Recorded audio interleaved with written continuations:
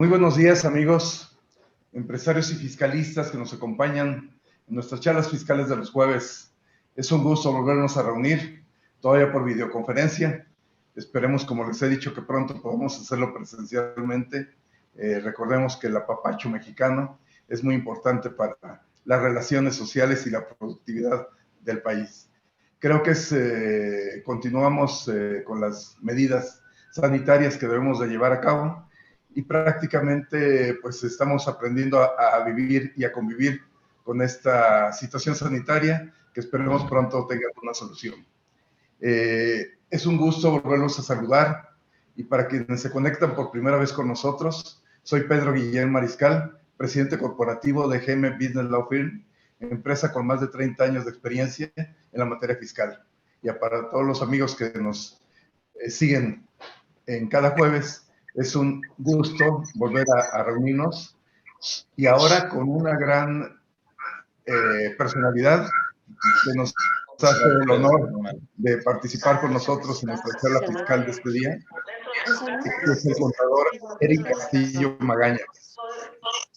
Eric Castillo, bienvenido. Gracias, Pedro. Amigo. Estamos aquí en la reunión con empresarios que son grandes amigos, igual que tú, y que serás bienvenido a esta comunidad de empresarios fiscalistas que nos buscamos cómo ir mejorando la productividad y la eficiencia de nuestros negocios a través de conocer diversos temas que en materia fiscal pueden apoyar a nuestras empresas. Quiero decirles que el contador público Eric Castillo es maestro en impuestos por el Instituto de Ciencias Políticas de Puebla. Cursa el doctorado en Ciencias de lo Fiscal en el Instituto de Especialización para Ejecutivos.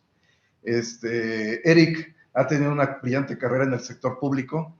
Él estuvo como director de verificación aduanera en la Secretaría de Finanzas del Gobierno del Estado de México.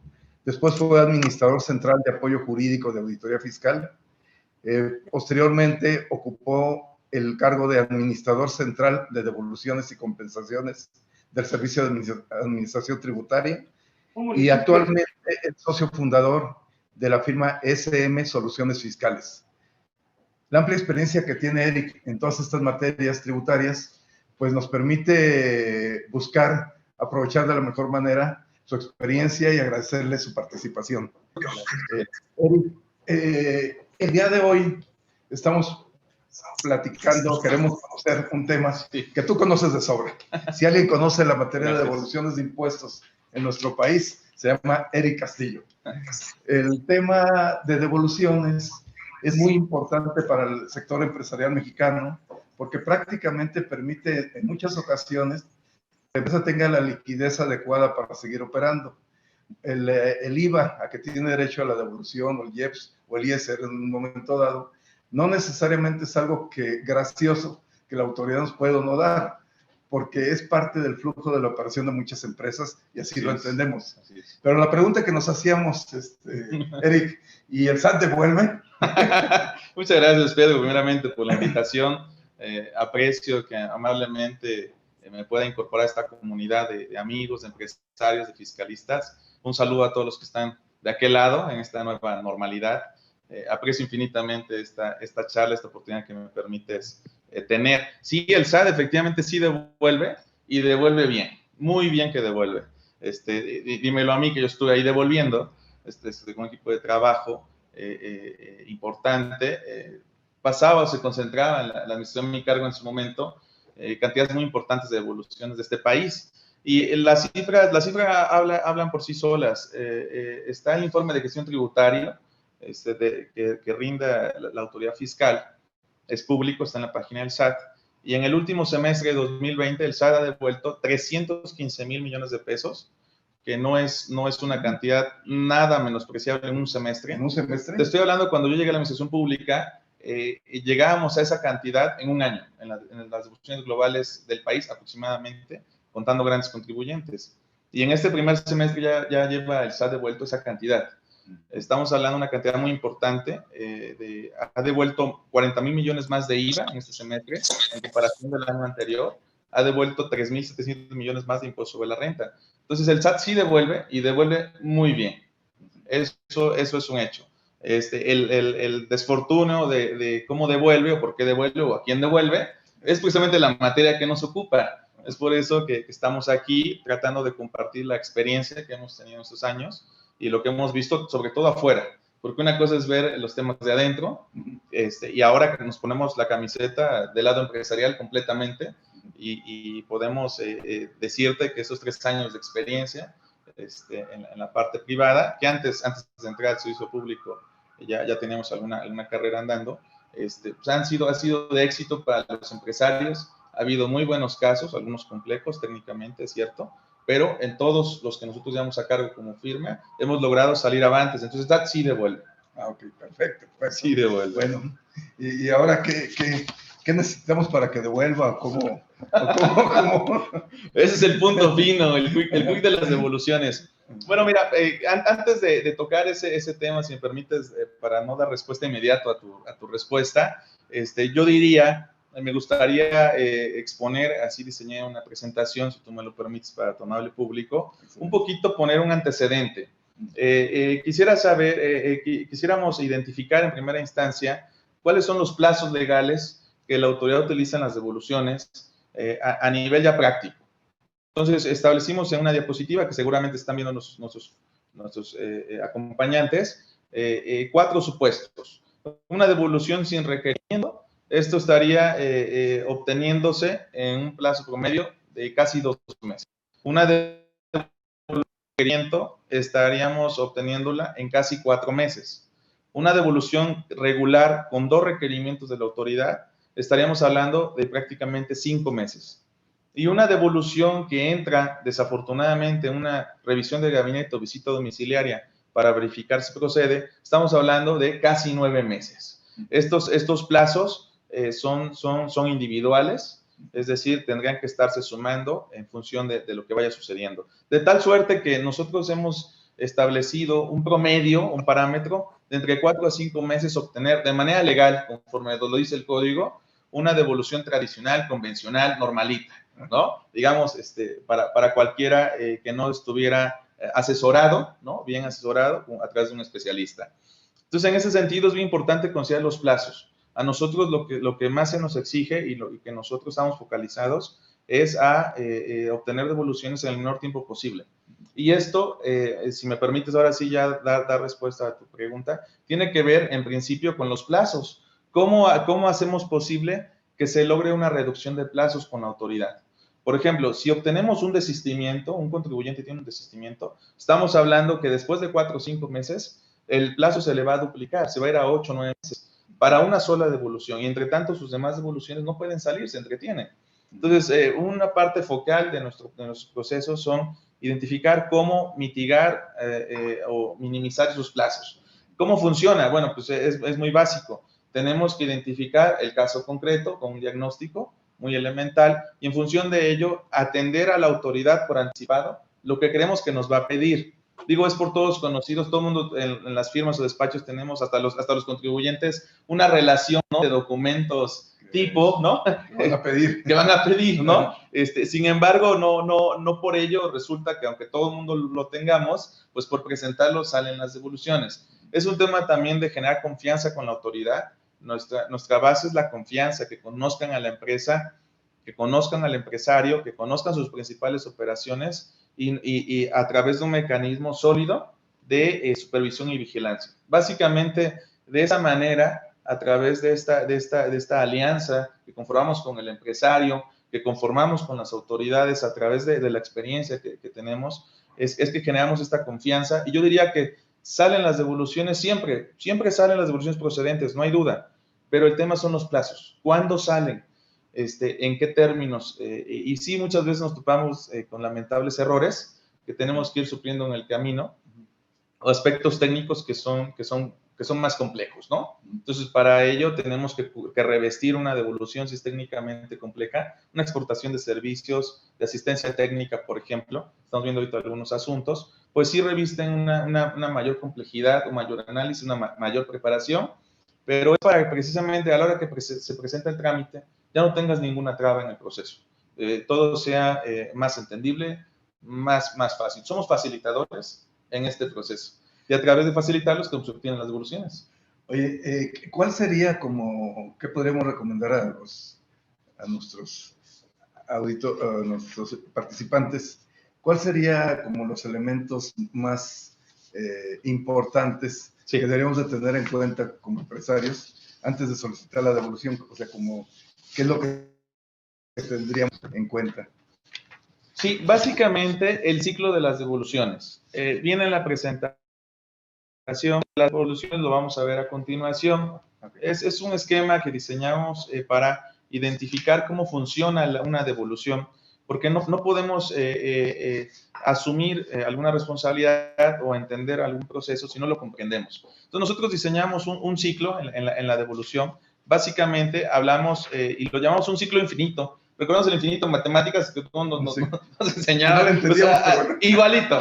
Así son las devoluciones. Seguimos sin entenderlo, pero al final aplicamos algo de matemática y de lógica en nuestra presentación. Pues entra una solicitud, se hace un procedimiento. El procedimiento es el de la autoridad, no es nuestro en realidad, no nos corresponde, sino básicamente somos receptores, como ping-pong, donde tienen la pelota es donde vamos y así respondemos, ¿no? Entonces inicia el procedimiento. Este procedimiento básicamente es de la autoridad en un análisis que hace del caso, corren sistemas, corren validaciones. En función de ello, regularmente la autoridad emite algún requerimiento, pueden ser uno, pueden ser dos. Nosotros esos requerimientos tenemos que atenderlos muy puntualmente y sobre todo de manera rápida, Pedro, porque lo que sucede muchas veces es que la autoridad nos da 20 días y al día 19 estamos procurando leer el requerimiento y atenderlo, y está el día 20. La verdad es que nosotros mismos, creo yo, en muchas ocasiones consumimos ese tiempo, porque, pues sí, muchas veces piden mucho, es porque no estábamos preparados para atender los requerimientos, ¿no? Imagínate una empresa que trae un año de devoluciones pendientes, ejemplo, una empresa que es muy lamentable, que son procedentes, y por alguna razón se ha rezagado el proceso. Y entonces piden una devolución y se toman todo el plazo del trámite.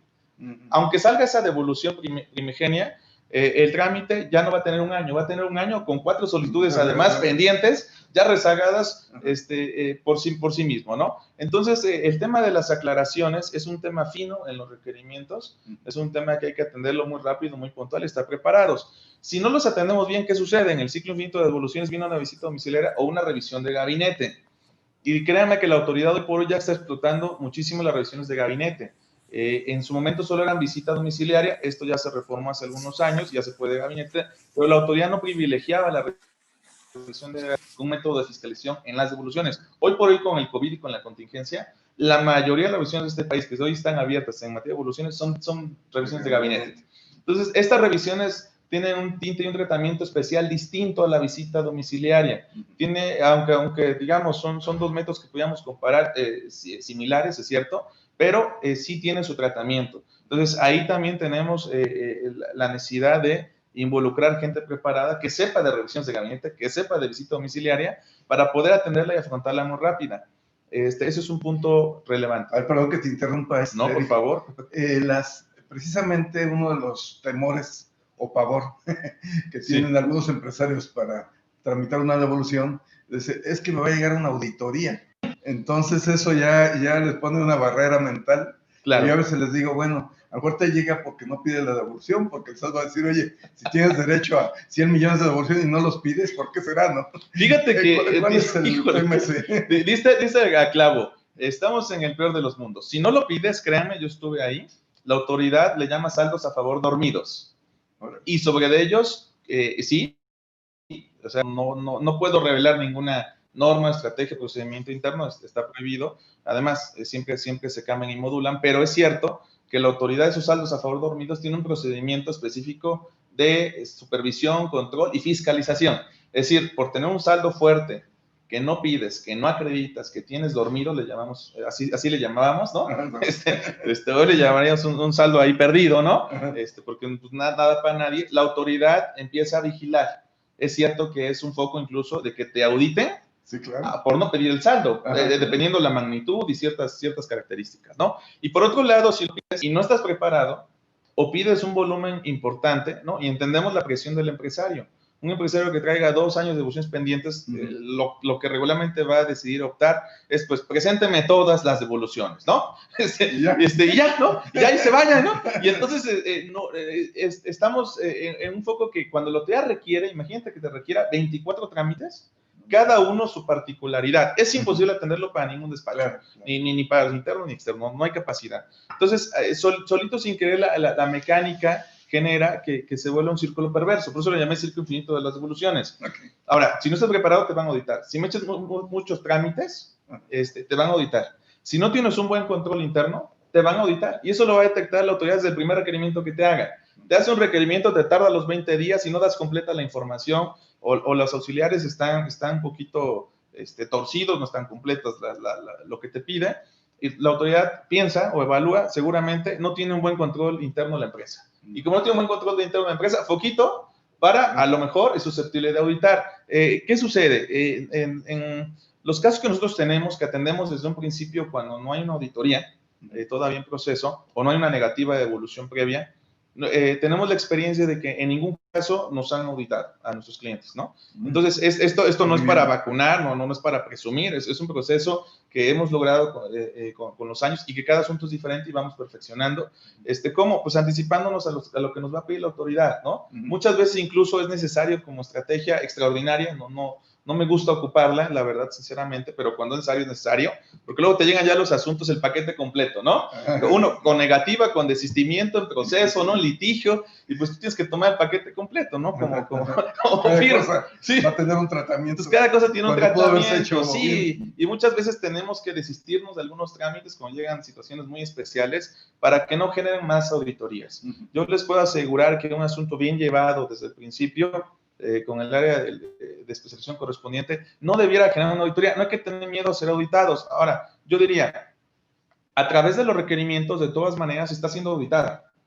O sea, los requerimientos que te hace la autoridad, el primero y el segundo, antes de iniciarte una revisión de gabinete domiciliaria, en realidad es una mini auditoría, una pequeña auditoría. Si sales bien librado, ya la hiciste.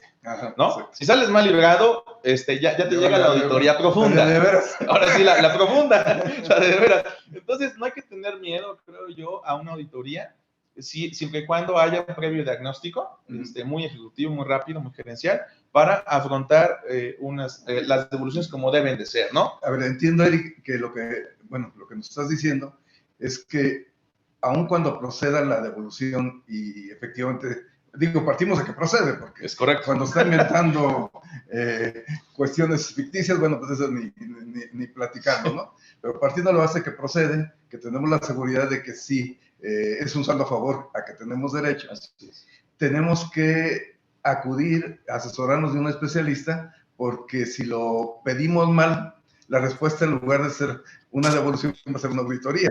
Es muy probable. No sales bien librado al final del día, ¿no? Es correcto. Entonces sí es muy importante el conocer de qué forma la autoridad ve a las empresas para efectos de que le dé el palomazo y que diga, bueno, sí cumple los requisitos, no necesitamos revisar más a fondo, ¿verdad? Lo has dicho muy bien, la idea es generar confianza. Ajá, si generas confianza con la autoridad, con diferentes modelos, mecanismos, básicamente con las documentales que les entrega la información, la autoridad se va a sentir cómoda en devolverte y en no auditarte. Ajá. Si lo que generas es de desconfianza, descontrol, duda, sorpresa, etcétera, no se va a poder generar esta coyuntura de confianza que estamos buscando. Finalmente, después de una auditoría, si llegara el caso que no es deseable, pues vienen las observaciones. Vienen las observaciones que también tiene uno que conciliar y finalmente viene una resolución. Y se vuelve a repetir.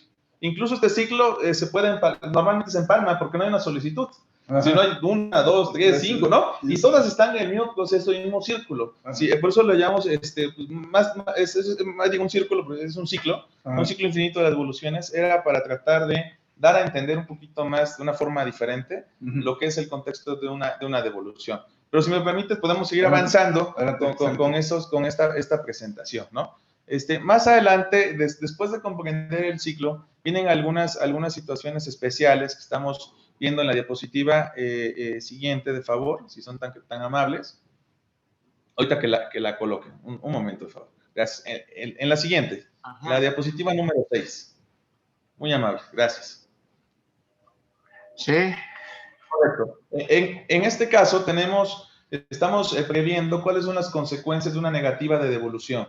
Muchas veces nosotros estamos jugando con la autoridad, digo, es un concepto jugando, me refiero a que no medimos el alcance y el poder de las facultades de comprobación de la autoridad al verificar una devolución. Una devolución es un tema sensible, te estás metiendo a decirle a la autoridad, yo estoy bien y aquí estoy y revísame lo que quieras y por donde quieras y como tú lo decidas, ¿no? Entonces, es cierto que hay un riesgo si no está bien medido, si no está analizado, si no está diagnosticado, y si no está atendido previamente antes de meterte a las patas de los caballos, ¿no? Entonces, la consecuencia de una negativa hay que medirla, porque últimamente bastantes asuntos nos están llegando ya con negativas de devolución y es bastante más complejo sacarlos adelante, porque la misma autoridad ya te resolvió con el mismo antecedente, con tus mismas operaciones, que no procede una devolución por X o Y. Y ahora te dicen, oye, y en realidad sí procedía, ¿sí me explico? Pero hubo una mala interpretación, una mala atención al procedimiento, etcétera, y sabes que procede, y la lógica sería, pues ya presenta una de las demás. No, si las presentas idénticas, ya sabes el resultado, te van a negar una devolución, pero no medimos la consecuencia cuando no nos ha pasado.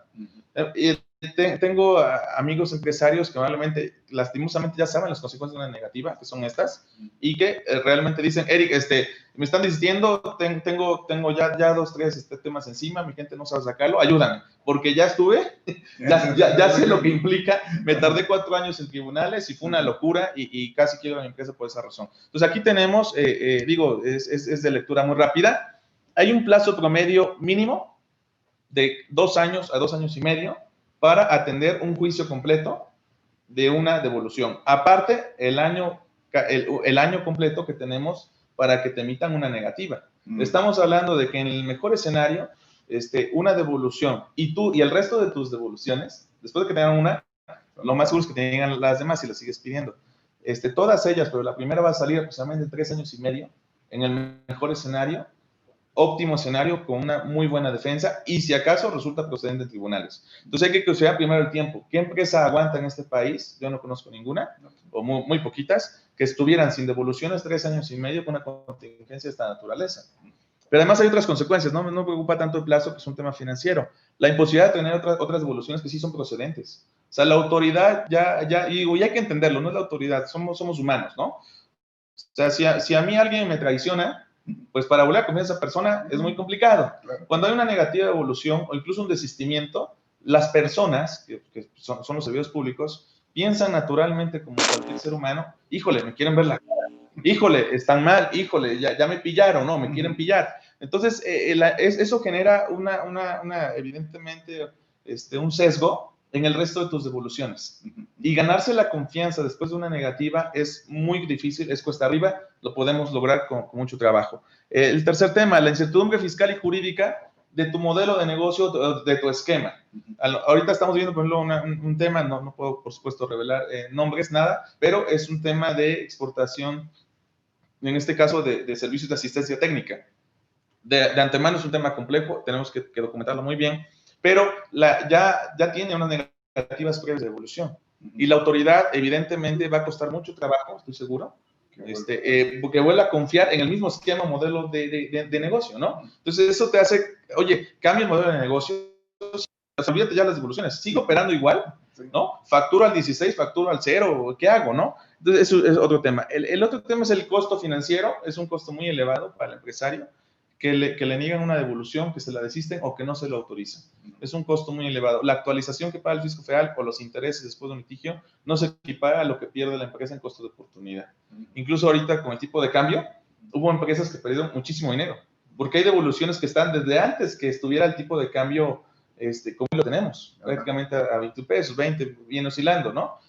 Pero en su momento, imagínate devoluciones de hace 3 años, donde el tipo de cambio no era comprable, ¿no? Y al día de hoy, pues, ¿cuánto perdieron en dólares? Solamente por el tipo de cambio, por no tener sus devoluciones a tiempo, esos recursos. Entonces, muchas veces perdemos de vista los costos, otros costos asociados a las devoluciones. Y finalmente, no dejemos no lo perdamos de vista, no hay que dejarlo de lado. En caso de haber obtenido una negativa y haya devoluciones previas que te hayan otorgado, o mismo esquema, modelo de negocio, mismo tipo de operaciones, lo que va a suceder es que la autoridad, además de negarte, va a ir a iniciarte una auditoría, aun que te desistas antes de que te nieguen. Y entonces problemas, ya no decir, oye, devuélveme, no, ya no me cobres, ¿no? O sea, entonces se vuelve, libérame. Sí, libérame. Entonces las consecuencias negativas son brutales, Sí. Y en cualquier tiempo, en cualquier periodo, más ahora con esta contingencia económica, hay que tener mucho cuidado, ser previsores, yo diría no menospreciar, ¿no? En buen sentido, a las facultades de la autoridad, a su alcance, a su trabajo que realiza, y decir, pues yo estoy bien, a mí nunca ha pasado nada, ¿no? No, yo creo que al primer foco rojo deberíamos de inmediato voltear, hacer un alto en el camino, ¿no? Y evaluar lo que tenemos, ¿no? Y vamos a ver a continuación, muy rápido, si tú me lo permites, el tema, lo que sería un medio de defensa muy rápido, no es para abundar en la siguiente diapositiva, pero estos 2 años con 2 meses mínimos que tenemos previstos, los programamos en función de estos procesos básicos, elementales. No viene todo el andamiaje, lo que es un proceso jurídico, con todas sus partes, pero sí las partes torales y lo que normalmente se llevan los tiempos en promedio, los despachos en la defensa y en los tribunales. Estamos hablando, digo esto, no quisiera comentarlo, solo lo dejo para nuestros amigos, nuestros usuarios, para que lo convaliden, lo verifiquen. Y reitero, esto es lo mínimo que puede generar. Y estos plazos no contienen rezago de cargas de trabajo que hay en tribunales excesivas. Recordemos que hubo suspensión de plazos, bla, bla, etcétera. El tema de la contingencia del COVID natural, se ha minimizado la gente, ya no trabajan igual, ni hay todavía pues que se van, que regresan, tienen sus descargas.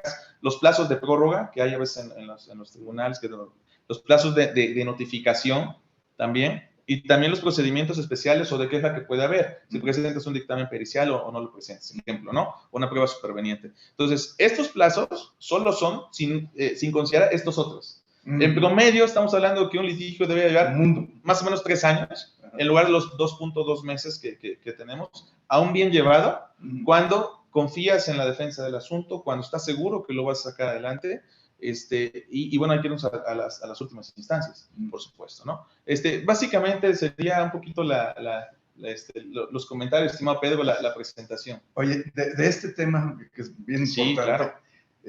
Hablaste de la negativa, ¿no? Entonces, cuando haces tú tu solicitud de devolución, sí, la autoridad tiene como tres posibles respuestas, ¿no? Así es correcto. Una es pues que te devuelvan, que sería la ideal. Sería muy perfecto. La segunda es que te desistan y la tercera que te nieguen. Así es. ¿Podrías explicar la diferencia entre cada una? Por supuesto, mira, la autorización, la devolución, se explica por sí misma, es que la autoridad, pues, autorice literal, ese concepto técnico, y te deposite en tu cuenta bancaria.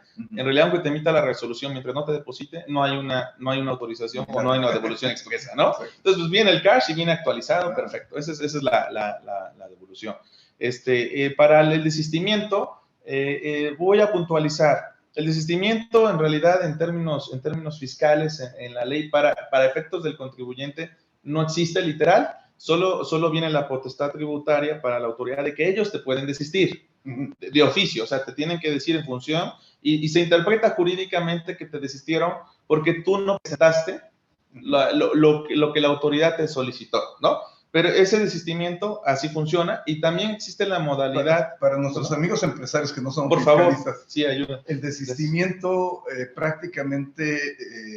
¿Qué implica? Claro, por supuesto. Discúlpenme, amigos, tienen razón Pedro en la aclaración. El desistimiento implica que la autoridad, tú inicias un trámite de devolución, la autoridad te emite un requerimiento de cierta información y documentación, y si no presentas nada, si no atiendes ese requerimiento, la autoridad, eso implica de facto que queda sin efectos tu solicitud, y legalmente se interpreta que tú te estás rehusando a continuar con el trámite, porque el trámite es un proceso completo, viene a través de resolución. La computadora, saca en el celular.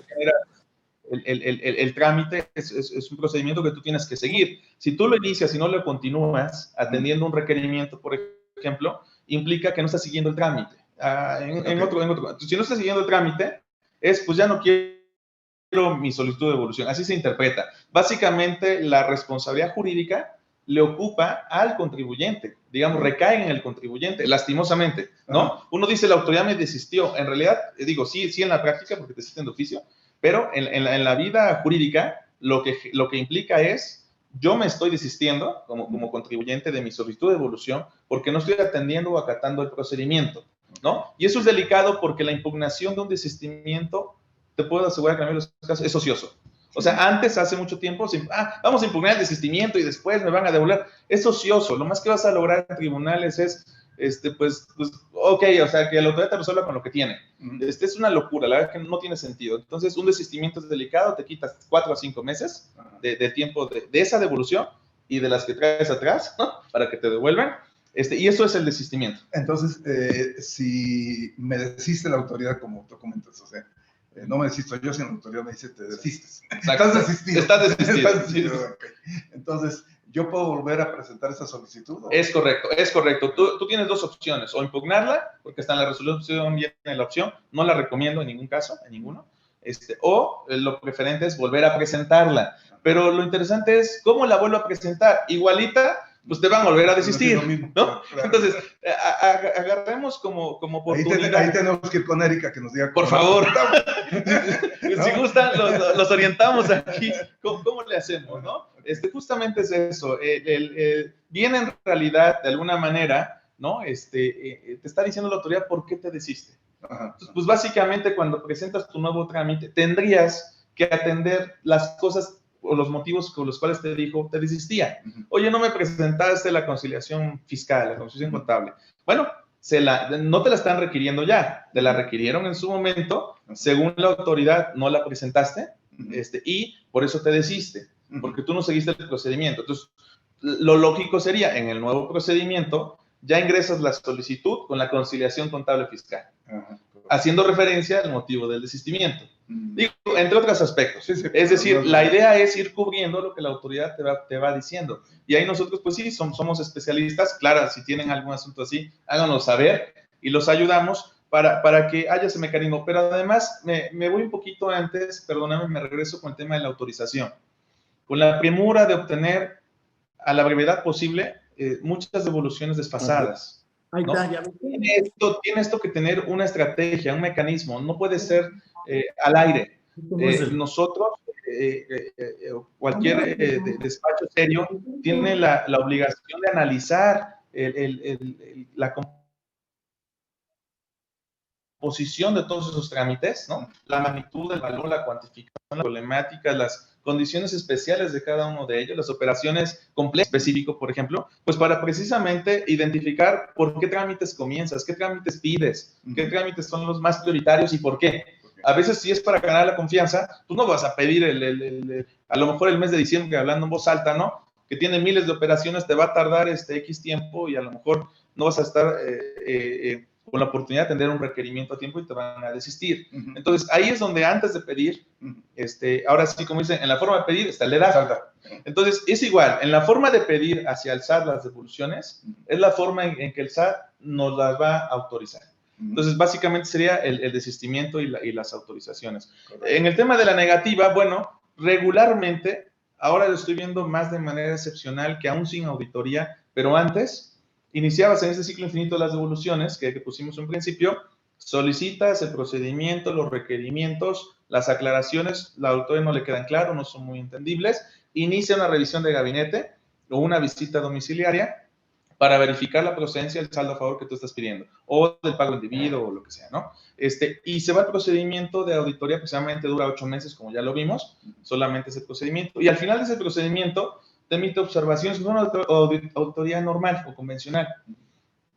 Tú tienes un proceso de aclaración, no logras aclarar algunos puntos, o la autoridad no está de acuerdo con tus aclaraciones, y entonces te dice, esta parte te la niego por estos motivos, o esos fundamentos y motivos, en una resolución, y puede ser una negativa parcial o negativa total. Es decir, te puede autorizar parcialmente un saldo. Supongamos que pediste 10 millones de pesos, ¿no? Te puede autorizar 9 y negarte 1, ¿no? Por ejemplo. O negarte los 10, ¿no? Entonces, esta es una resolución debidamente fundada y motivada. Después de una negativa, ya no queda otra opción. Tenemos que ir a medios de defensa, tenemos que impugnarlo. Y para ello también se requiere especialistas, Claro, porque claro. hemos conocido muchos asuntos que lamentablemente traen otros despachos con grandes negativas y despachos muy serios, créanme, se los puedo asegurar, de los cinco top, de los conocidos, ¿no? De los conocidos, ¿no? Y lamentablemente, o sea, traen negativa tras negativa y juicio perdido, tras juicio perdido, tras juicio perdido, ¿no? Y dicen a la mesa al cliente, no, pues, ¿cómo vamos? Pues hemos ganado 3, vi un asunto, 3 de 24. Digo, puta, pues, o sea, qué buen resultado, ¿no? No te acerques con ellos. No te acerques. Entonces, la verdad es que la defensa, en materia de la devolución, la defensa jurídica o fiscal también tiene su particularidad. No es igual que la defensa de un crédito fiscal. Claro. No, es más complejo. No es atendible, por ejemplo, generalmente, el hecho de decir, por ejemplo, pues es que no se identificó bien el notificador, ¿no? Yo lo vi con pupilentes verdes y es de ojos cafés. No, o sea, la parte formal quedan fuera normalmente una defensa en devoluciones y te tienes que abocar al fondo del asunto.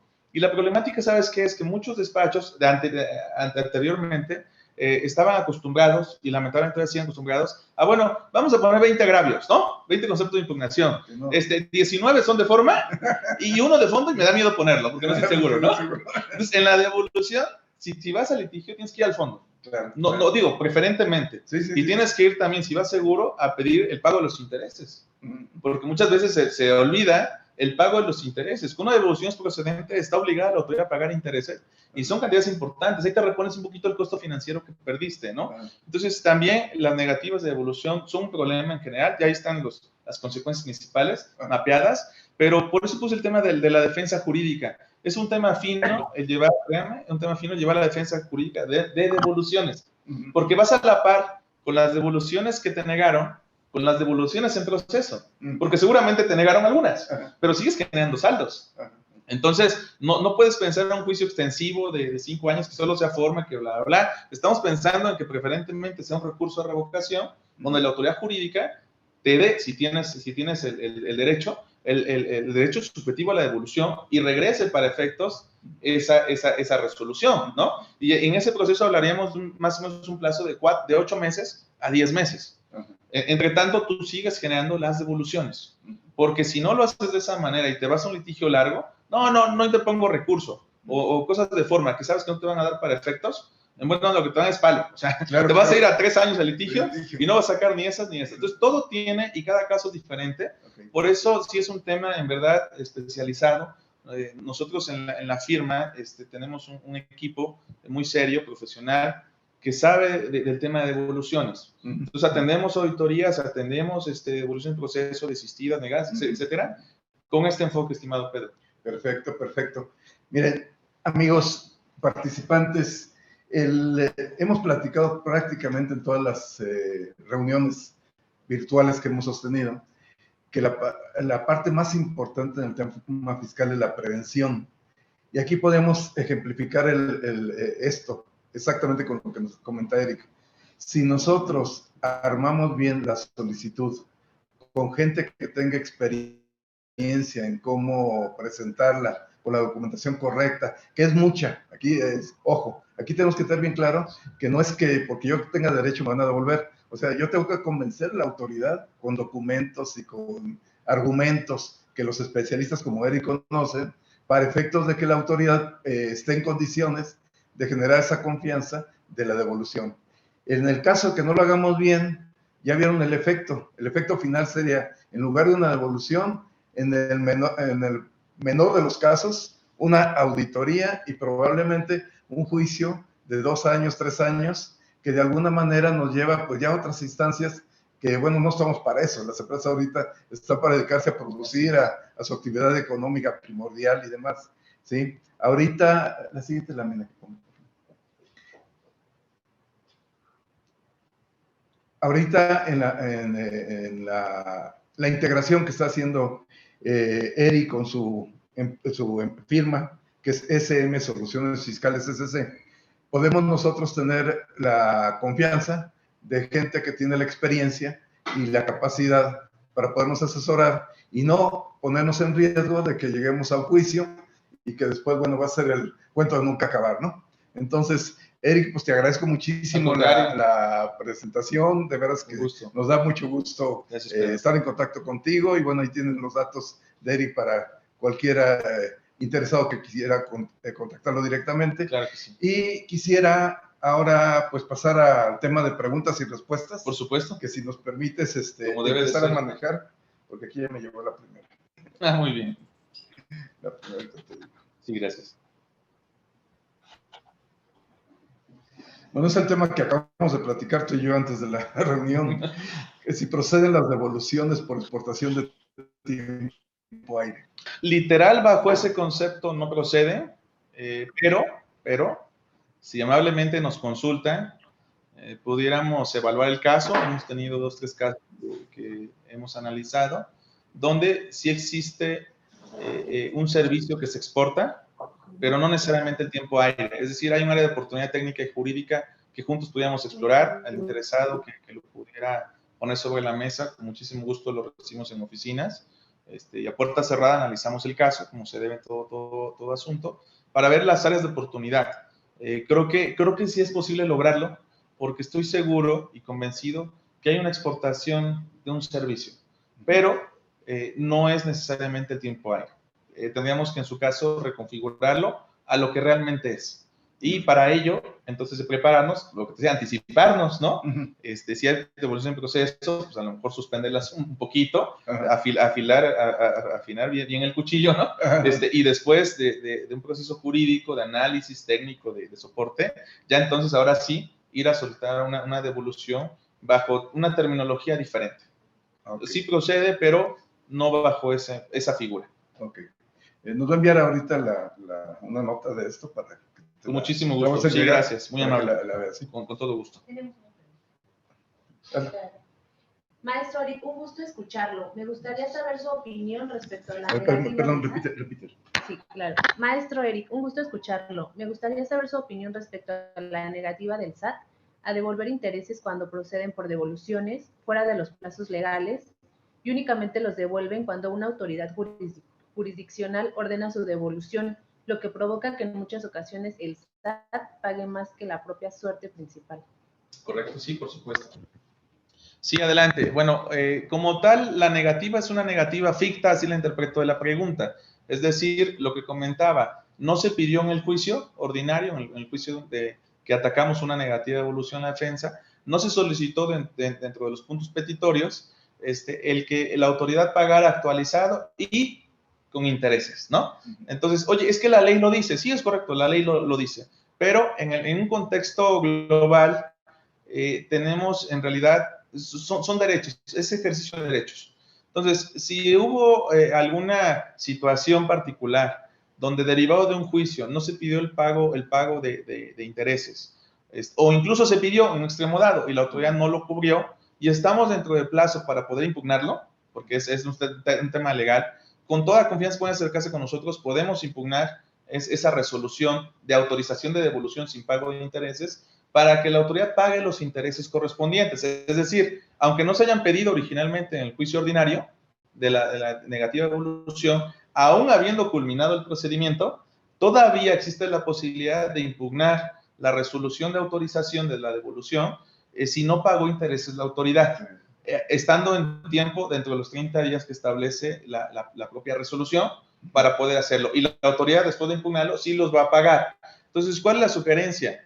Que se pida el pago de intereses en el litigio. Por eso decía que el litigio es un tema específico. Muchas veces los empresarios, y me he topado por eso, ¿por qué no se piden? No es que se les olvide a los abogados, normalmente lo saben, y lo sabe el empresario, pero regularmente el empresario, y sobre todo el empresario, toma una decisión ejecutiva que está muy interesante, que dice, si yo pido el pago de intereses, pues uno, se me puede complicar más la devolución, la autoridad lo va a pensar más, lo va a cuestionar más, y por ende, pues quién sabe si me devuelva, ¿no?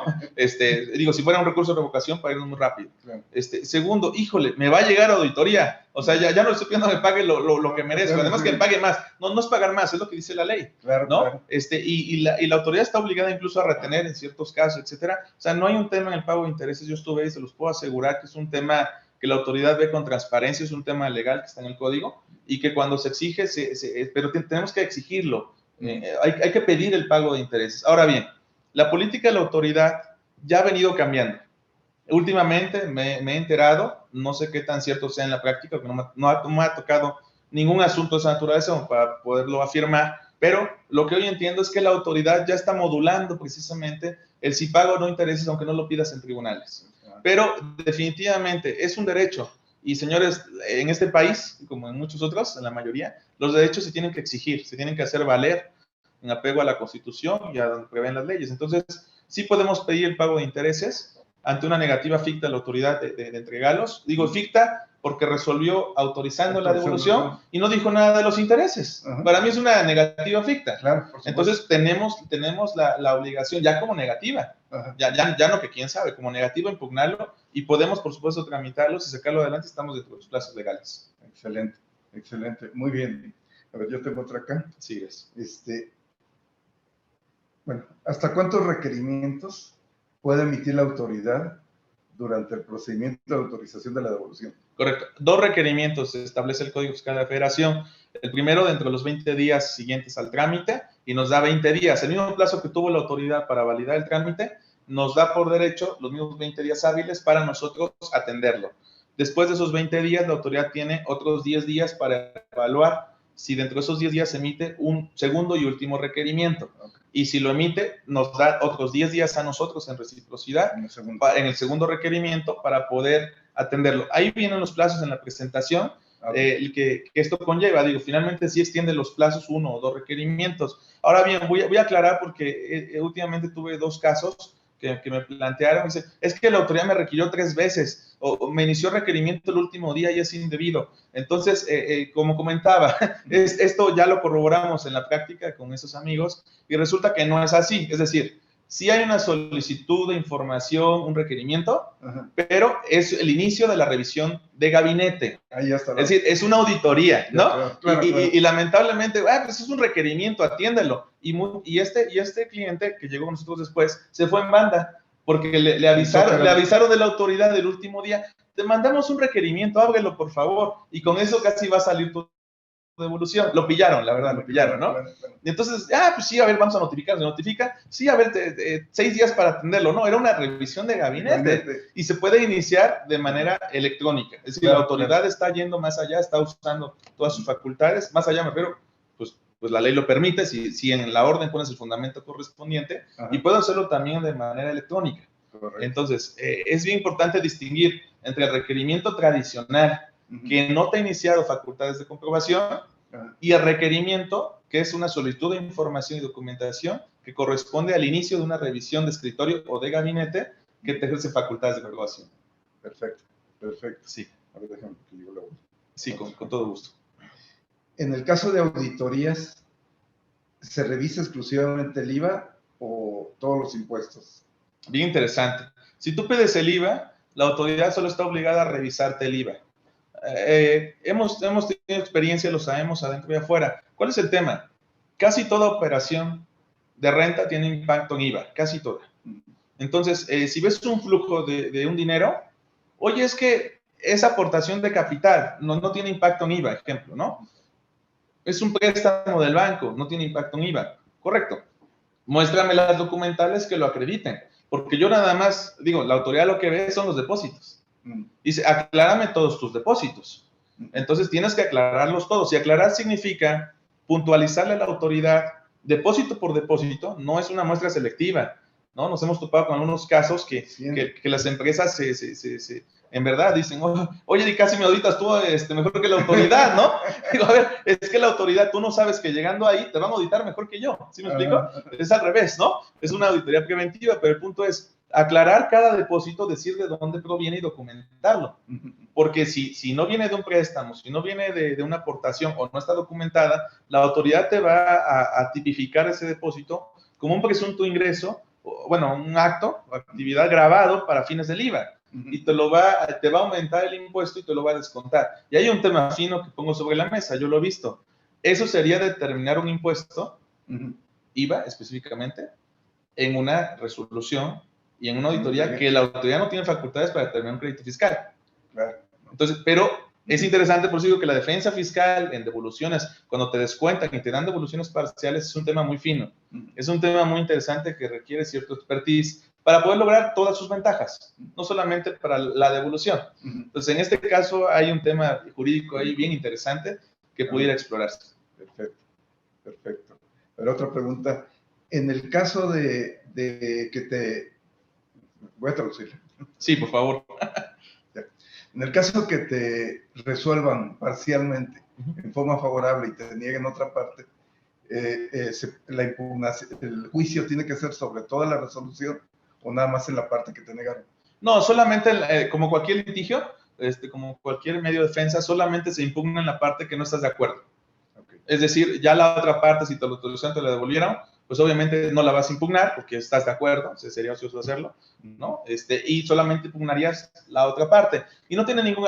Al final, sí impugnas la resolución, porque no puedes impugnar, digamos, o sea, tú tienes que hacer referencia a la resolución, al oficio, número, fecha, notificación, bla, bla. Pero de esa resolución impugnas solamente esta parte que te están negando parcialmente, y si es una cantidad importante o es relevante o es concurrente, yo sugiero hacerlo. O sea, si no estás de acuerdo con esa observación, es necesario hacerlo. Perfecto, perfecto. Bueno, esto ya es una cuestión moral. Bueno. No es justo que nos pidan tantos requisitos para devolver el dinero que es nuestro. También lo moral cuenta, ¿no? La verdad es que hablábamos hace rato, antes de la charla, de que la autoridad devuelve bien y ha devuelto mejor que nunca. En este año ha devuelto más que en todos los años anteriores. 315,000 millones de pesos el primer semestre de este año. Es 40,000 millones más de IVA que el año anterior. Es una locura, es un dineral. Es muchísimo. O sea, me doy cuenta de los efectos financieros, pero también que la autoridad sí devuelve y devuelve bien. Sin embargo, también la autoridad hoy fiscaliza mejor que nunca. En el mismo informe de gestión tributaria está precisamente que la recaudación en comparación del año anterior al mismo periodo va a la par. En realidad no ha disminuido el impuesto de la renta. Y han tenido algunas mejoras y va muy bien su recaudación. En general, la verdad, han hecho una gran labor. Entonces, es cierto, así como devuelven, así están fiscalizando. Entonces, sí, el tema moral es cierto, pero en el deber ser, pues hay una norma y hay derechos que nos obligan a atenderlos. El punto, si nos piden muchos o pocos requisitos, yo creo que es una situación subjetiva, muy respetable. Yo lo que creo es que no nos puede pedir la autoridad, o si nos lo pide, no debemos por qué atender aquello que no esté relacionado exclusivamente con la devolución del impuesto que nos ocupe, ¿no? Hay casos donde piden cosas extraordinarias la autoridad que habremos simplemente de comprender o entender. Tienen formatos tipo, ¿no? Modelos generales, donde pues tampoco pueden estar a cada uno, o sea, si no les da tiempo por capacidad operativa, porque el volumen de trámites también ha incrementado, ahí está el informe de gestión. O sea, no solamente las devoluciones han aumentado en monto, el volumen de trámites y la autorización de trámites ha incrementado sustantivamente. Y siguen entrando más devoluciones y más devoluciones. ¿Por qué? Porque ya es muy simple pedirlas. Es a través del sistema de internet, avanzada, todo el mecanismo se lleva a través de buzón tributario. Entonces, más que nada hay que entender los requisitos de la autoridad. Y pues sí, los que sí procedan, pues tendremos que atenderlos. El IVA es indispensable que esté sobre la mesa, el acreditamiento y la conciliación, por ejemplo, eso no lo podemos obviar.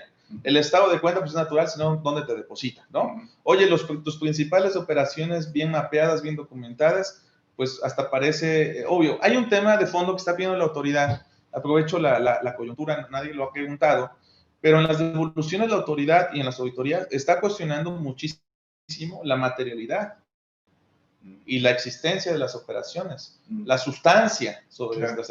Entonces, es un tema bien complejo porque no hay una norma, un procedimiento, un mecanismo, una regla para cada operación para saber cómo se documenta su materialidad.